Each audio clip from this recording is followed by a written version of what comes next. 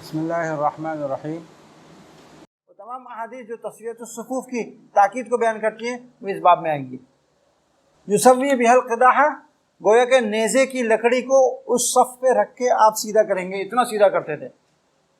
سیدھا کرنے کے لیے نیزہ جب بنتا تھا نا تو نیزے کی جو لکڑی ہوتی ہے وہ بالکل سیدھی رکھنی ضروری ہوتی ہے، اگر وہ ذرا سی بھی ٹیڑھی ہونا تو نشانہ خطا ہو جائے گا، تو اس کے لیے سانچہ بنایا جاتا تھا۔ وہ سیدھے ہونے میں وہ مثالی ہوتا تھا، آئیڈیل ہوتا تھا، اس سے زیادہ سیدھی کوئی چیز نہیں ہو سکتی تھی۔ تو یہ فرمانا ہے کہ اتنا صفوں کو سیدھا کرنے کا اہتمام ہوتا تھا کہ گویا ہمارے سینوں پہ رکھ کے نیزے کو سیدھا کیا جائے گا، اتنا اہتمام کرتے تھے۔ یہ مسئلہ سمجھ لیجئے کہ نبی کریم صلی اللہ علیہ وسلم نے ایک صاحب کو دیکھا کہ وہ نماز پڑھ رہے ہیں اکیلے صف سے ہٹ کے، تو آپ نے ان کو حکم دیا کہ نماز کو دوبارہ لوٹاؤ۔ یہ مسئلہ ہے صف کے پیچھے اکیلے نماز پڑھنے کا۔ امام احمد رحمۃ اللہ علیہ اور اہل ظاہر کے نزدیک اگر کسی نے اکیلے تنہا نماز صف کے پیچھے پڑھی ہے اس کی نمازیں نہیں ہوتی، واجب الاعادہ نماز لوٹائے، استدلال اس حدیث سے۔ ائمہ ثلاثہ یہ فرماتے ہیں کہ ایسا کرنا اچھا نہیں ہے، مکروہ ہے، لیکن نماز ہو جاتی ہے۔ وہ فرماتے ہیں کہ ہمارا استدلال حضرت ابو بکرہ رضی اللہ تعالیٰ عنہ کی حدیث سے۔ حضرت ابو بکرہ رضی اللہ تعالیٰ عنہ فرماتے ہیں کہ ایک دفعہ نماز ہو رہی تھی جماعت، اور رسول اللہ صلی اللہ علیہ وسلم نماز پڑھا رہے تھے، تو میں نماز میں شامل ہونے کے لیے آ رہا تھا، تو وہ سب لوگ رکوع میں چلے گئے، تو میں بھی تیزی سے آیا اور صف میں گھسنے سے پہلے میں نے اللہ اکبر کہا، نیت باندھ لی اور اللہ اکبر کہہ کے رکوع میں گیا، اور رکوع میں جانے کے بعد 2 قدم آگے بڑھا کے صف میں شامل ہوا۔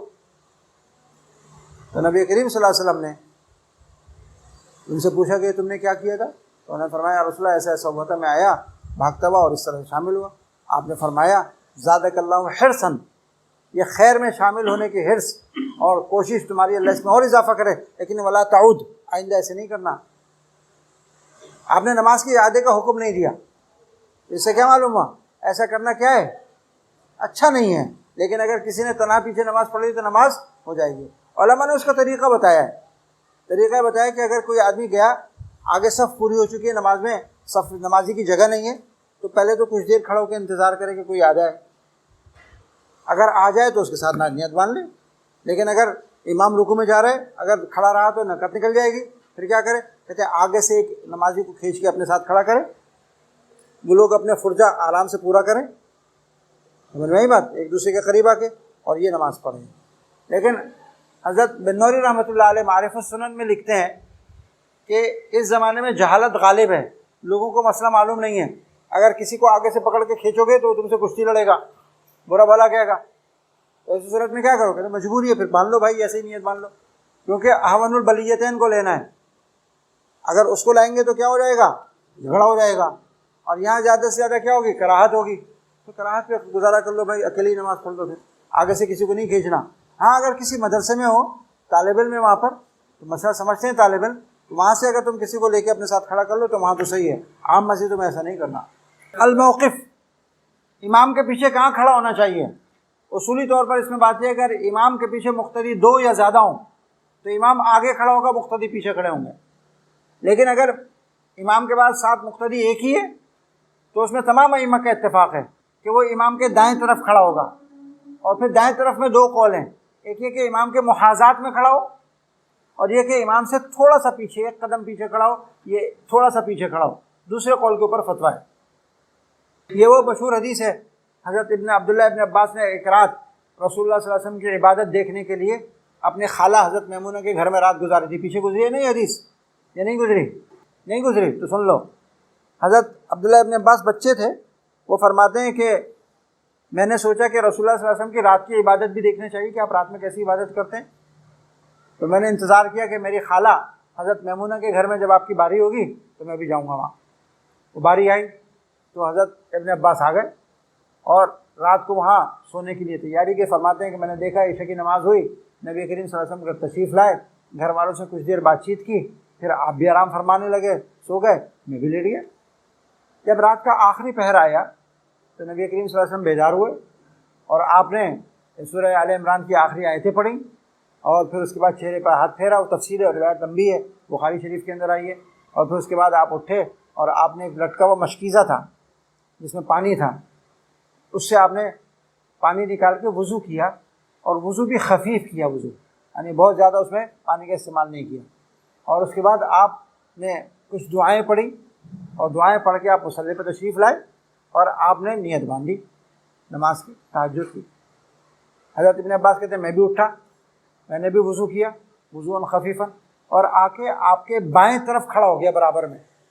تو رسول اللہ صلی اللہ علیہ وسلم نے مجھے کان سے پکڑا نماز میں، اور پیچھے سے گھما کے اپنے دائیں طرف کھڑا کر لیا۔ یہ حدیث صاحب مشکات اسی لیے لائیں یہاں پر کہ اگر مقتدی ایک ہو تو امام کے دائیں طرف کھڑا ہونا چاہیے، اس میں صراحت ہے نا اس کی، یہ حدیث ہے۔ حضرت سہل بن سعد الساعدی رضی اللہ تعالیٰ عنہ راوی ہیں اس کے، رسول اللہ صلی اللہ علیہ وسلم کا ممبر کا قصہ سنا رہے ہیں کہ پہلے مسجد نبوی میں رسول اللہ صلی اللہ علیہ وسلم جب خطبہ دیا کرتے تھے تو ایک کھجور کا تنا تھا، اس سے ٹیک لگا کے آپ خطبہ دیا کرتے تھے۔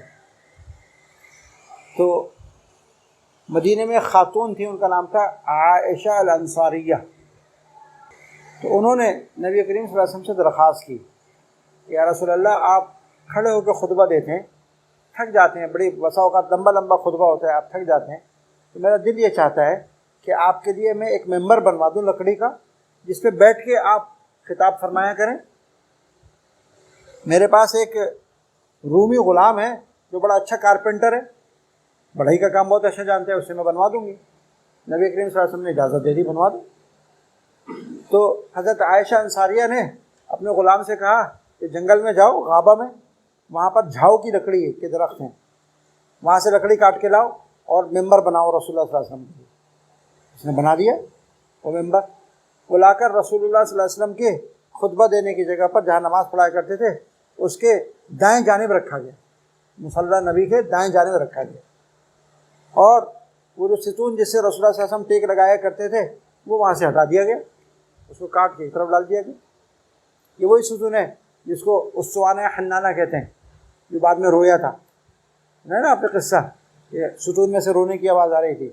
جب نبی کریم صلی اللہ علیہ وسلم آئے اس ممبر پہ تو آپ نے سب سے پہلے نماز پڑھائی، نماز ایسے پڑھائی کہ قیام اور رکوع ممبر کی پہلی سیڑھی پر کیا، اور سجدہ وہ نیچے اتر کے تھوڑا سا پیچھے ہٹ کے کیا، اور اس کے بعد آپ نے فرمایا کہ میں نے اس طرح اونچائی پہ تھوڑے سے کھڑے ہو کے نماز تمہیں اس لیے پڑھائی ہے تاکہ تم لوگ دیکھ لو، سب پیچھے کے لوگ بھی دیکھ لیں کہ نماز کس طرح پڑھی جاتی ہے، اور پھر وہ سیکھ کے بعد میں آنے والے لوگوں کو تم سکھا سکو کہ نماز کس طرح پڑھی جائے گی۔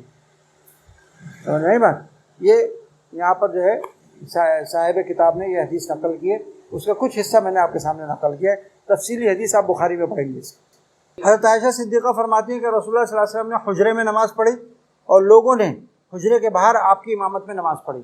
یہاں پر سمجھ لیجئے، یہاں حجرے سے مراد حجرہ عائشہ نہیں ہے بلکہ حجرہ اعتکاف مراد ہے۔ نبی کریم صلی اللہ علیہ وسلم جب اعتکاف فرماتے تھے رمضان میں تو چٹائی آپ کے ساتھ ہوتی تھی ایک، اور اس چٹائی کو دن میں آپ بچھا کے اس پہ آرام فرماتے تھے، اور رات کو اس کو پردہ بنا کے کھڑا کر لیا کرتے تھے، اس کی آڑ میں آپ نماز پڑھا کرتے تھے۔ تو وہ حجرہ اعتکاف ہے، حجرہ عائشہ نہیں ہے۔ سمجھ میں آئی بات؟ اس میں جو جس نماز کی جماعت کا ذکر ہے یہ تراویح کی جماعت ہے، اور تراویح کے اوپر مستقل آگے کیونکہ صاحب کتاب نے باب قائم کیے اس لیے وہاں پر ہم اس پہ کلام کریں گے۔ البتہ یہاں پر ضمناً ایک مسئلہ زیر بحث آتا ہے، یہاں پر اس کو مختصراً سمجھ لیجئے کہ امام اور مقتدی کے درمیان اگر کوئی چیز حائل ہو جائے، امام اور مقتدی کے درمیان اگر کوئی پردہ، کوئی دیوار، کوئی چیز حائل ہو جائے تو کیا امام کی اقتداء درست ہے یا نہیں، یہ مسئلہ ہے اس کے اندر۔ تو اس میں امام احمد ابن حنبل رحمۃ اللہ علیہ وہ یہ فرماتے ہیں کہ اگر امام کی نقل و حرکت کے اوپر اطلاع ہو رہی ہے مقتدی کو کہ امام نے اب رکوع کیا ہے، اب سجدہ کیا ہے، اب سلام پھیر رہا ہے، یعنی آواز آ رہی ہے اور پتہ چل رہا ہے، تو بھلے بیچ میں کوئی چیز حائل آ جائے، بھلے لمبا چوڑا فاصلہ ہو جائے تو نماز ہو جاتی ہے۔ جبکہ امام اعظم رحمۃ اللہ علیہ فرماتے ہیں کہ دو شرطوں سے ایسی صورت میں نماز ہوگی۔ نمبر ایک، امام کی نقل و حرکت پر اطلاع ہو، اور نمبر دو، اتحاد مکان ہو۔ اتحاد مکان حقیقتاً ہو یا حکماً ہو، اتحاد مکان دونوں ایک ہی مکان میں ہوں حقیقتاً یا حکماً. ایک ہی مکان میں ہونے کا کیا مطلب ہے؟ دونوں حدود مسجد کے اندر ہیں، یہ حقیقتاً اتحاد مکان ہو گیا. اور حکماً اتحاد مکان یہ ہے کہ امام تو مسجد کے اندر ہے اور مقتدی مسجد کے باہر ہے، لیکن صفوں کے ساتھ اتصال ہو گیا امام مقتدی تک. مسجد کے اندر سے لے کر صفیں چلیے اور سفر متصل ہوتے ہوتے ہوتے ہوتے کہاں تک پہنچ گئی؟ مقتدی تک پہنچ گئی، اور مقتدی وہاں کر کھڑا ہو گیا. تو اب یہ اتحاد مکان حکماً ہو گیا.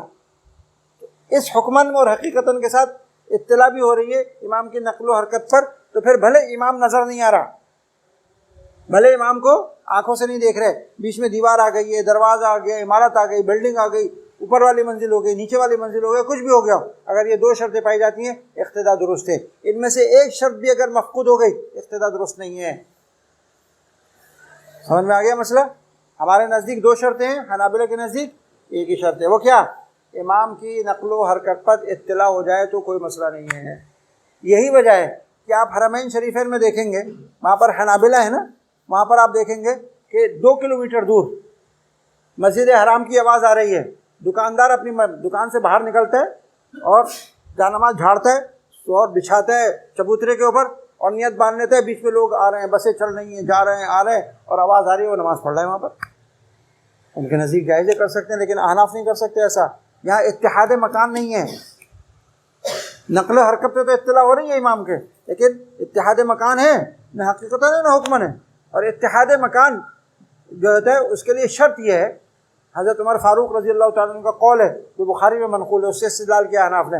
اس کے لیے شرط یہ ہے کہ تمہارے درمیان اور امام کے درمیان اتنا بڑا راستہ نہیں چھوڑنا چاہیے کہ جس میں سے نہر گزر رہی ہے، یا راستہ ہے کہ جس سے ایک چھکڑا یعنی جانور اس کے ساتھ جو پیچھے گاڑی لگی ہوئی تھی نا وہ گزر سکے. اگر اتنا فاصلہ آ گیا تو انت لست مع الامام، تم امام کے ساتھ نہیں ہو، تمہارا مکان الگ ہے، اس کا مکان الگ ہے.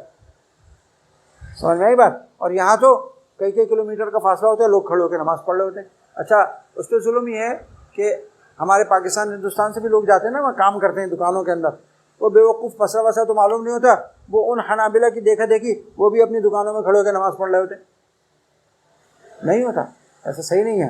احناف حنابلہ سے یہ کہتے ہیں کہ حضرت صرف اطلاع امام کی نقل و حرکت پر ہی اگر کافی ہوتی تو آپ پاکستان سے پڑھ لو نا لائیو. اب تو وہاں کی نماز کیا آتی ہے؟ لائیو آتی ہے نا، ساری دنیا میں لائیو آتی ہے. وہاں پر امام نماز پڑھا ہوتے ہیں، آپ یہاں پر لائیو دیکھ لیجئے. تو اطلاع تو نقل و حرکت پہ آپ کو یہاں پہ بھی ہو رہی ہے اور براہ راست ہو رہی ہے.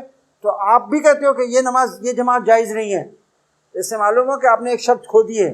وہ شرط کیا ہے؟ اتحاد مکان. آپ کو وہ شرط بھی لگانی چاہیے. اگر آپ وہ نہیں لگاؤ گے تو ساری دنیا کے لوگ آج کل کس کے پیچھے نماز پڑھیں گے؟ امام حرم کے پیچھے نماز پڑھیں گے. جس کا دل چاہے گا مدینے میں پڑھے گا، جس کا دل چاہے گا مکے میں پڑھے گا. وہ جو بعض پیر کہتے ہیں نا کہ ہم پیر صاحب نماز نہیں پڑھتے تھے، تو ان سے پوچھا بھائی نماز کیوں نہیں پڑھتے؟ کہتے ہیں میں مکے میں جا کے پڑھتا ہوں. تو مکے میں ایسے ہی پڑھتے ہوں گے حنابلہ کی طرح، سامنے انہوں نے رکھ لیا موبائل اور نماز پڑھ لی ہوگی. تو احناف کے یہاں ایسا نہیں ہے، ان کے یہاں 2 شرطیں. یہ قصہ ہے، قیس ابن عباد ایک تابعی ہیں، وہ فرماتے ہیں ایک دفعہ میں نماز پڑھنے کے لیے مسجد میں کھڑا ہوا تو ایک صاحب آئے اور انہوں نے آ کے مجھے پکڑا اور پیچھے سختی سے کھینچ کر مجھے پیچھے کیا اور خود کھڑے ہو گئے. مجھے تو ایسا غصہ آیا کہ نماز ہی سمجھ میں نہیں آیا کہ نماز پڑھ رہا ہوں، نماز بھی امام صاحب کیا پڑھ رہے ہیں. یہ کیا حرکت کی، مجھے ہٹا دیا، خود اپنی جگہ کھڑے ہو گئے، میری جگہ کھڑے ہو گئے. سلام پھیرنے کے بعد میں نے دیکھا تو وہ تو صحابی رسول صلی اللہ علیہ وسلم تھے، حضرت ابی. انہوں نے مجھ سے دیکھ کر کہا کہ اچھا تمہیں بڑا غصہ آ رہا ہے، لیکن سنو بتا وجہ کیا ہے اس کی. وجہ یہ ہے کہ ہمیں رسول اللہ صلی اللہ علیہ وسلم نے پابند کیا تھا کہ امام کے قریب اولو الاحلام والنہی کھڑے ہوا کریں. آپ نے ہمیں یہ حکم دے رکھا ہے کہ امام کے قریب وہ لوگ کھڑے ہو جو مسئلے مسائل جانتے ہوں، سمجھدار ہوں، اور اگر امام کو کوئی عارض پیش آ جائے اور امامت نہ کر سکے تو اس کی جگہ سنبھال سکیں. تو میں نے اس لیے تم کو اپنی جگہ سے ہٹا کے اس جگہ سے ہٹا کے خود کھڑا ہو گیا تھا. صلی اللہ تعالیٰ